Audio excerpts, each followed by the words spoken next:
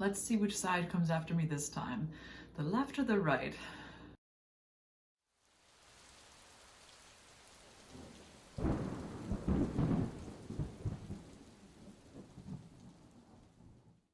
Hello world, and welcome to my channel, where I share my writing journey, talk about books, and even, on occasion, shake things up.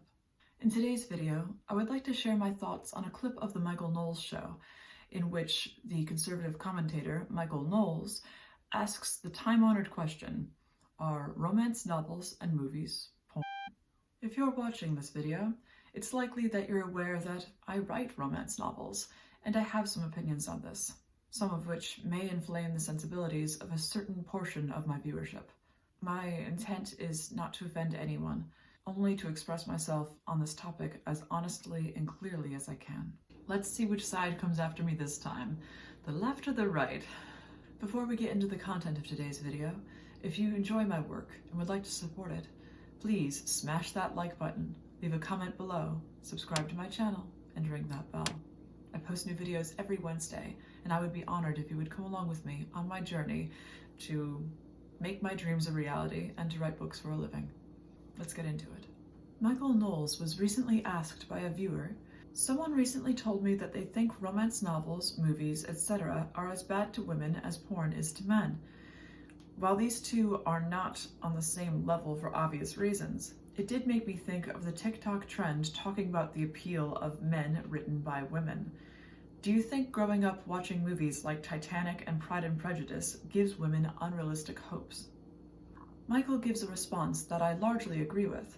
He says that it's okay for women to aspire to be with a successful man, just that they shouldn't turn this hope into an idol.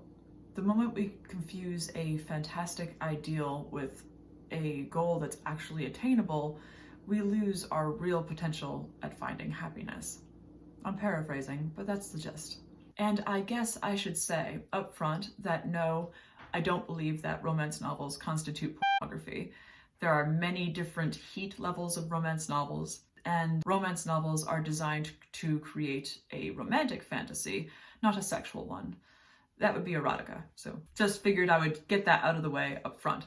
However, his video prompted some very interesting responses in the comment section regarding the artist's and the author's role in putting forward the most beneficial ideas for society, and the place of an author and storytelling in influencing the world.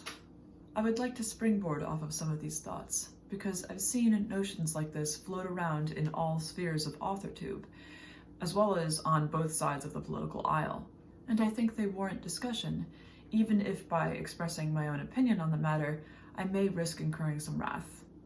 We are all friends here, and I've only known my audience to treat me, most of the time, with respect, so I think we can do this. First, I certainly think it is possible for someone to develop unrealistic expectations for romantic relationships if the only entertainment they're consuming is commercial romantic fiction. These stories are not intended to represent balanced or even healthy relationships, and I do not think they should be looked up to as a guidebook on how to conduct your own personal life.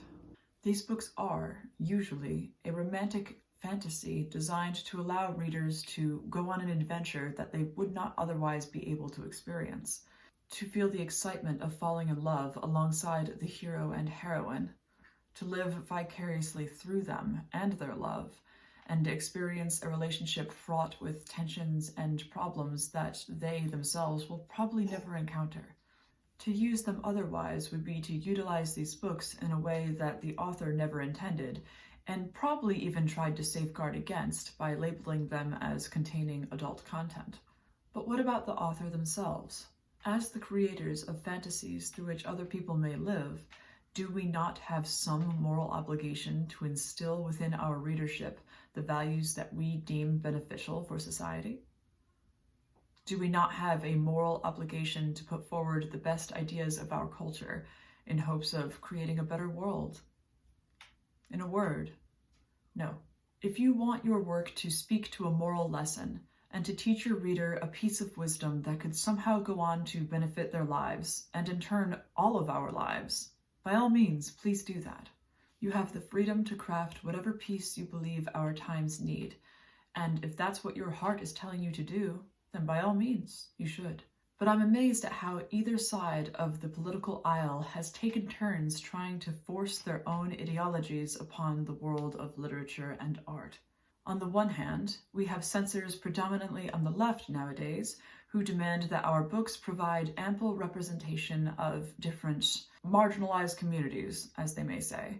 This includes races, ethnicities, religions, sexualities, genders, even types of relationships, such as polyamory. They demand that your work must be vetted by sensitivity readers if you broach one of these subjects or categories, and even if you take the utmost care to make sure that your story and all of the characters within it, and all of the plot devices that you use, are politically kosher, you still run the risk of facing mass cancellation the moment some social justice advocate decides that you breached their own sensibilities, feigns offense, and then decides that they're going to attempt to get your book removed from stores, as well as perhaps even initiate a one-star campaign against your books on Amazon and other review websites. On the other hand, I remember the backlash that Harry Potter received from the conservative right and from many concerned Christians who thought that these books would lead their children towards Satan, and many people on the right wanted them banned.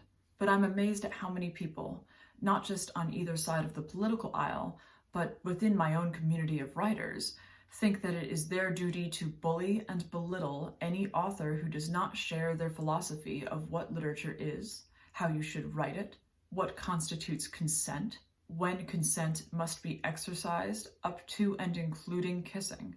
And I'm not talking about nonverbal consent. I mean actually explicitly having your characters state that they consent to kissing within the pages of your book, what characters, plot devices, even mythological creatures you may use within your writing, and even whether or not this is your story to tell. In my opinion, subjective though it may be, authors do not have a moral obligation to teach the reader a moral lesson if they do not want to. I don't feel that anyone has any right to tell you what your book has to do, whether you're creating a commercial product or a work of art. Besides, the number of lessons that one could take from your piece are inexhaustible. It is possible for two separate readers to read your book and come away with two completely different conclusions about what the text is arguing. Charging yourself with the responsibility of crafting a work that will have only one indisputable moral lesson sounds like a great way to completely flatten and sterilize your work. Free speech is of particular value to artists and creators in all domains, and the moment we consent to having an overbearing, moralizing force telling us what we can create and how we must create it, and what the meaning behind our work must be, and if we don't do things a certain way, we're somehow contemptible.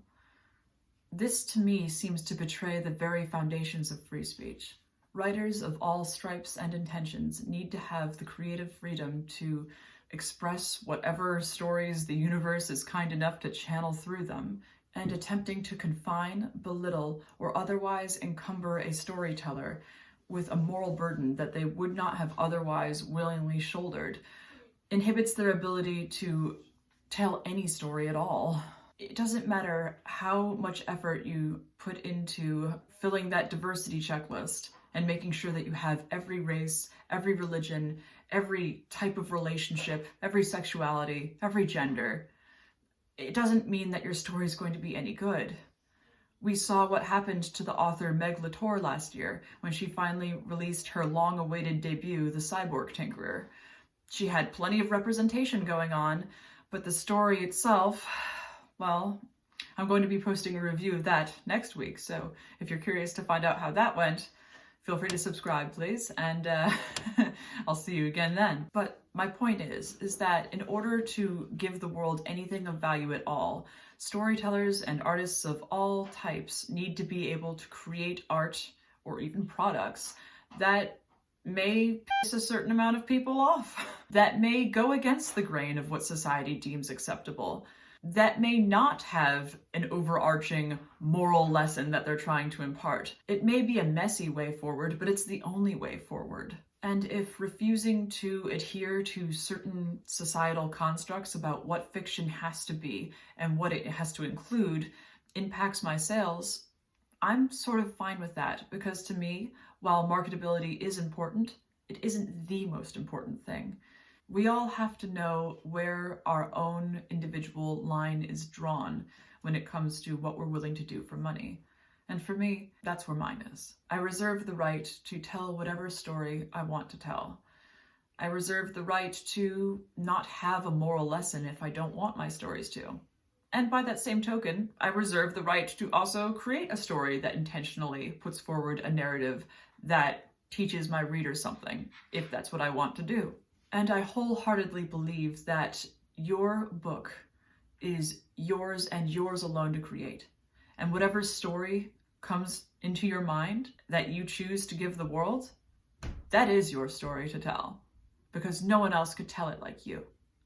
Stories do not exist in the color of one's skin. They're a product of your imagination. And I think it's wonderful that we live in a time where it's so easy to write a book and put it out into the world.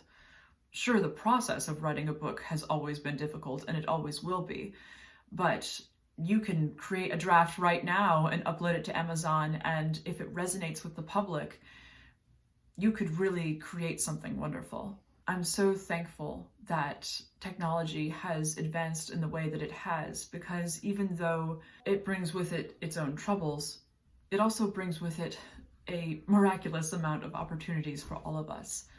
The gatekeepers have been removed, except for the ones that we ourselves consent to bend the knee to. We're free to study the market in our own way, to market our own books in our own way, or to say the hell with marketing, I'm just gonna write the book of my heart, and that's a wonderful thing. When I see people intentionally trying to clamp down on what is creative, what's not creative, what's moral, what's not moral, I just can't help but think perhaps these people would be better served working in a factory, because it seems like they're busy telling other people what they are and are not allowed to do, creating rules where there don't need to be any, that, you know what, maybe creative pursuits just aren't their cup of tea after all. But that's just my own 2 cents. I'm going off on a tangent. Thank you so much for listening to me. And now I would like to listen to you. What are your thoughts on the artist's role in the world? Do writers have the moral obligation to put forward a moral lesson with their stories? What did you think of Michael Knowles' clip? I'd love to know your thoughts. If you enjoyed our time together and would like to see more content like this, please like this video, comment below, subscribe to my channel, and ring that bell. I post new videos every Wednesday where I share my writing journey, talk about books, and even, on occasion, shake things up. And I would love it if you would come along on this journey with me. Thank you.